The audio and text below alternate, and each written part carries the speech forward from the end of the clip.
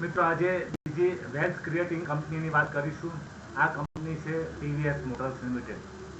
TVS motors કંપનીએ 1983માં જાપાનની Suzuki corporation સાથે મળી અને આપણા દેશમાં ટુ વ્હીલર બનાવવાની શરૂઆત કરી. અને શરૂઆતમાં વાત કરું તો 4-5 વર્ષ સુધી ટીથિંગ પ્રોબ્લેમ્સ આવ્યા, કંઈ પ્રોડક્શન સારું ન આવ્યું, બાઇકનો ઉપાડ ન થયો. તે સમયે આપણે બધા જાણીએ છીએ કે બજાજનું ટુ વ્હીલર સ્કૂટર બહુ જાણીતું હતું, ચેતક અને બજાજ સુપર. એટલે આ કંપનીને નુકસાની થઈ. 4-5 વર્ષ સુધી તો કંપની સતત ખોટમાં ચાલ્યા કરી અને તેના શેરનો ભાવ 10 રૂપિયાનો 10-12-15 રૂપિયા સુધી ચાલતો હતો.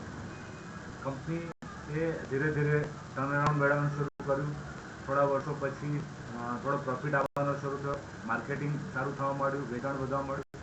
તે દરમિયાનમાં બીજો એક ઝટકો એ લાગ્યો કે કંપનીમાંથી સુઝુકી કોર્પોરેશન એનું કોલાબોરેશન છૂટી ગયું અને કંપની માત્ર ઇન્ડિયન કંપની બની રહી.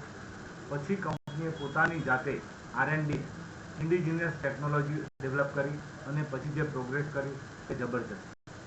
મિત્રો હું વાત કરું કે 1983માં પબ્લિક ઇસ્યુ આવેલો, તે કંપનીમાં જે માણસે માત્ર 100 શેર 1000 રૂપિયાના લીધેલા, આજે એની કિંમત અરાઉન્ડ 55 લાખ રૂપિયા ઉપર છે. મિત્રો વિચાર કરો કે અરાઉન્ડ 550 ગણા પૈસા થયા. એટલે કહેવાનો મતલબ છે કે આટલા પૈસા ઇન્વેસ્ટર્સને કેટલા બધા બનાવી આપ્યા છે. તો હું વાત કરી રહ્યો છું 1999-2000, ત્યારે પણ એનો ભાવ અરાઉન્ડ 50-60 રૂપિયા જેવો ચાલતો હતો. 2010માં કંપનીએ બોનસ શેર આપ્યા અને સ્ટોક સ્પ્લિટ પણ આપ્યું. એટલે 100 શેરના 1000 શેર થયા અને પછી બોનસ પછી બીજા 1000 એમ કરીને 2000 શેર થયા. આજે 2700 રૂપિયાનો ભાવ ચાલે છે.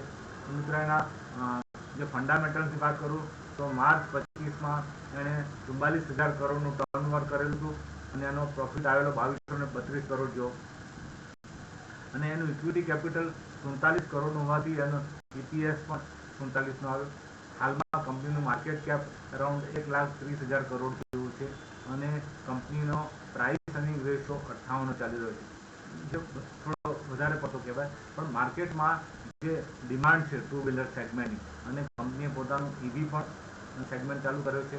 એટલે કંપની આજે ભારતની ટુ વ્હીલરમાં 3rd લાર્જેસ્ટ કંપની બની ગઈ છે. બજાજ ઓટો, આઈશર મોટર્સ અને પછી ટીવીએસ મોટર્સ.